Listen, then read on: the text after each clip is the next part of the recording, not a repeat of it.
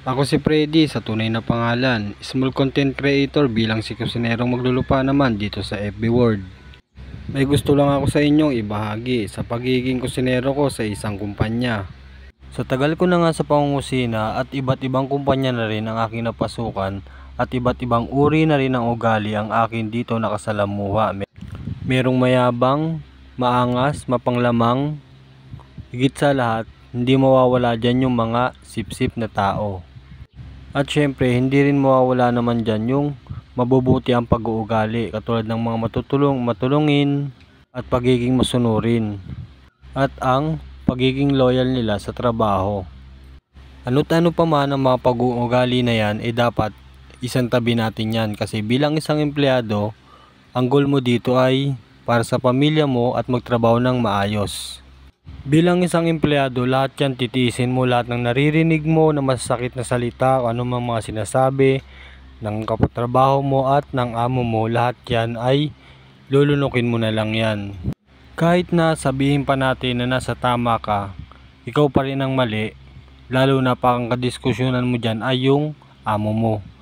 Kasi nga isa ka lang empleyado na dapat sumunod sa mga gusto nila. Kahit na nasa maling proseso na ang ginagawa nila. Dito na papasok ngayon yung magi-stay ka ba para magpakatanga or aalis ka para makahinga ka ng maluwag. Mapapaisip ka ngayon sa dalawang to. Ano ba ang dapat kong gawin? Siyempre ikaw gusto mong kumita ng pera, mawawalan ka ng trabaho. Siyempre magi-stay ka. Magi-stay ka para magpakatanga, di ba? Ganun yun. Ganun yung iba. Yung iba, pero hindi ako.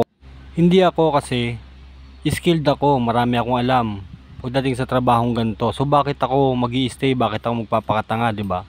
Siyempre doon ako sa makakahinga ko, 'di ba? Ganun lang yung kasimple. Alam nyo, huwag kayong matakot na mag-resign o mawalan ng trabaho kasi kung alam nyo naman sa sarili nyo na profession nyo yun, yun talaga yung ginagawa nyong trabaho, na professional kayo dyan. So ang daming opportunity na nag-aantay pa dyan, ang daming restaurants, ang daming hotels na pwede nyong pasukan, 'di ba? Hindi lang sila. Kaya pag may mga ganyan kayo na encounter na mga amo or mga boss, nako, layasan nyo na yan, sabi ko sa inyo. Wala kayong mapapala sa mga yan. Puro pangako lang ang aabutin nyo dyan. Real talk to, real talk. Kasi nangyari sa akin to, experience ko to. Na-experience ko talaga to sa company na to, 'di ba? Magagalit sila. Wala akong pakialam kung magagalit sila. Wala silang karapatan na magalit sa akin. Kasi dapat kami ang magalit sa kanila.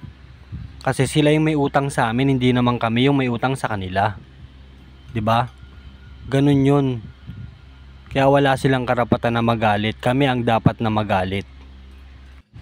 Kaya ikaw bilang empleyado, huwag kang matatakot sa mga employer, 'di ba? Sa mga boss, na mga ganyan ng pag-uugali na alam mong mapanglamang lang, papagoding ka lang, wala ka namang mapapala.